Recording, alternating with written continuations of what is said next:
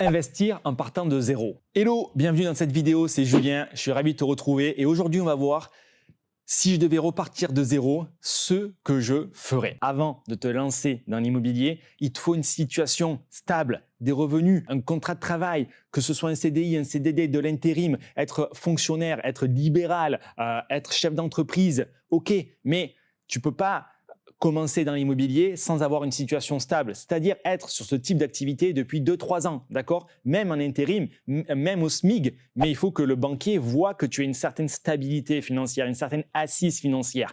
Donc, ces revenus stables, peu importe leur source ou leur format, doivent être aussi adossés à de l'épargne de sécurité. Okay, de l'épargne de sécurité, c'est ce qui te permettra, de dormir tranquillement, parce que s'il y a un petit souci, c'est bien de pouvoir le régler sans se mettre en danger, parce que même si effectivement il y a des assurances, il y a des provisions, à un moment donné, il faut sortir de l'argent et ensuite on va le récupérer, mais il faut avoir cette flexibilité, cette agilité.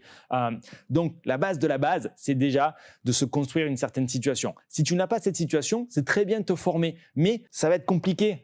Tu vas te faire bloquer par les banques. Pire, tu vas te mettre en difficulté si tu n'as pas cette assise financière. Donc on veut quelques mois d'avance par rapport à ton mode de vie, par rapport à tes dépenses. On veut qu'il y ait 3, 4, 5, 6 mois d'avance que tu puisses te permettre d'avoir cette trésorerie au besoin, notamment pour pallier aux éventualités, petits soucis qu'il peut avoir, sortir de trésor et récupérer l'argent et surtout rassurer le banquier. L'étape suivante, ça va être de définir ta stratégie d'investissement. Qu'est-ce que c'est qu'une stratégie d'investissement? C'est déjà commencer à réfléchir premièrement à ta capacité de financement. Deuxièmement, à ta localisation. Est-ce que tu vas investir dans la ville où tu habites ou dans les villes aux alentours? Ensuite, faire une étude de marché par rapport à cette localisation-là. Mais aussi, penser à la fiscalité, d'accord? Penser au mode d'exploitation. Penser à si tu veux des travaux, un petit rafraîchissement ou de la création de logements, d'accord? Donc tout ça, en fonction de ton expérience, en fonction de ta disponibilité, en fonction de tes ressources, en fonction de ton lieu de vie, ça doit être parfaitement aligné. Sinon, tu risques d'acheter un bien que tu as vu chez le voisin ou que tu as dit c'est potentiellement une bonne affaire et crois-moi, quelques mois plus tard, tu vas t'apercevoir que ça correspond absolument pas à ce que tu avais en tête. C'est comme acheter une voiture. La voiture, tu la veux neuve, d'occasion. Bon, si tu la veux neuve, elle sort du garage, elle a perdu 20%. C'est la même chose dans l'immobilier. Si tu veux faire de l'occasion, une voiture d'occasion, tu la veux familiale, sportive, toute option, tu le veux maintenance comprise, c'est la même chose dans l'immobilier. Quel type de bien tu vas acheter pour te mener au résultat que tu as défini. Et le résultat, il est différent, il est personnel de toi à moi. Ok, on n'a pas tous les mêmes objectifs. On veut pas tous être rentiers d'ici 12 mois, 24 mois, 36 mois. Peut-être que tu as un job passion et que tout ce que tu veux, c'est sécuriser ton avenir.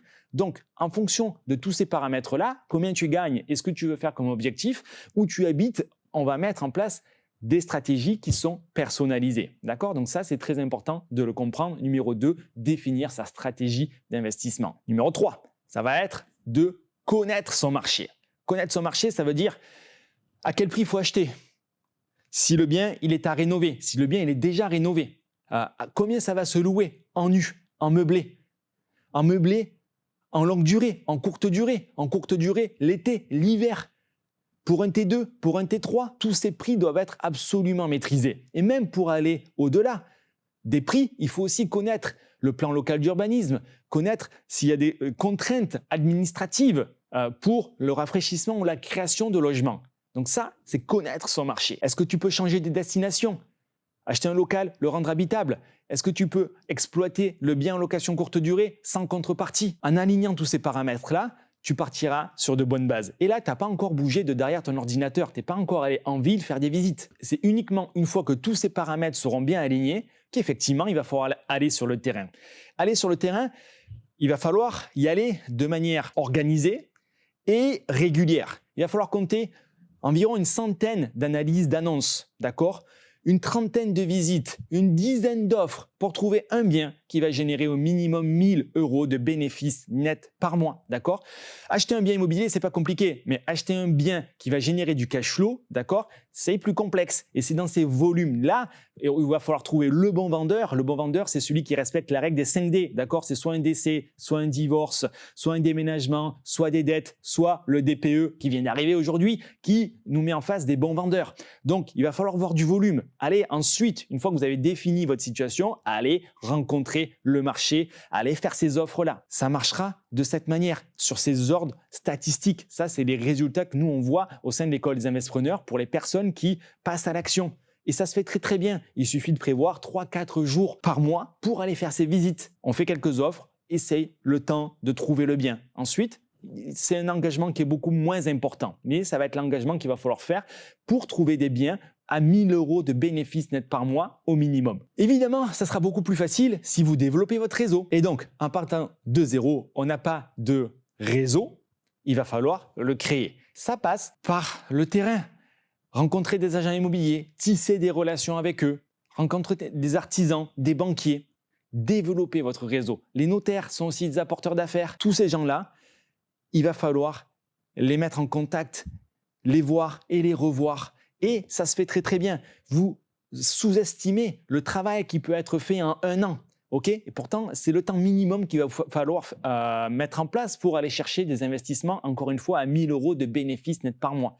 Donc, oui, ça prend du temps de construire un réseau, mais projetez-vous 12 mois d'ici là et vous verrez qu'on peut faire de formidables avancées en 12 mois, même en partant de zéro, pour développer votre réseau. Surtout quand on part de zéro, il ne faut absolument pas éviter de sécuriser chacune des étapes. Okay, c'est ceinture, bretelles et parachute, parce que la moindre erreur, lorsqu'on part de zéro, peut coûter très très cher et avoir de graves conséquences et donc vous bloquer. Donc là, typiquement, il faut comprendre ce que vous faites, savoir quel type de bien aller acheter, voire vous faire accompagner par des personnes sur place ou en théorie avec par exemple l'école des investisseurs. Et là, on va être là avec vous selon un cahier des charges déjà prédéfini. On vous dira quoi regarder, quoi faire, comment ça se passe. Ça sera beaucoup plus facile. Une fois que vous avez sécurisé tout ça, la seule chose qui vous restera à faire, c'est de recommencer l'opération. Et ainsi, vous allez créer des cercles vertueux d'enrichissement qui ont des bénéfices et des avantages exponentiels. À partir du moment où vous avez fait le premier, le chemin vers la liberté et l'indépendance financière est exponentiel. Si vous avez la moindre question par rapport à tout ça, en description de cette vidéo, vous avez des e-books que vous pouvez télécharger. C'est gratuit. Vous mettez votre email, vous les recevez directement à la maison, dans votre mailbox et vous allez comprendre plus en détail les stratégies d'investissement à mettre en place cette année pour aller chercher de véritables rentabilités. Ciao, ciao!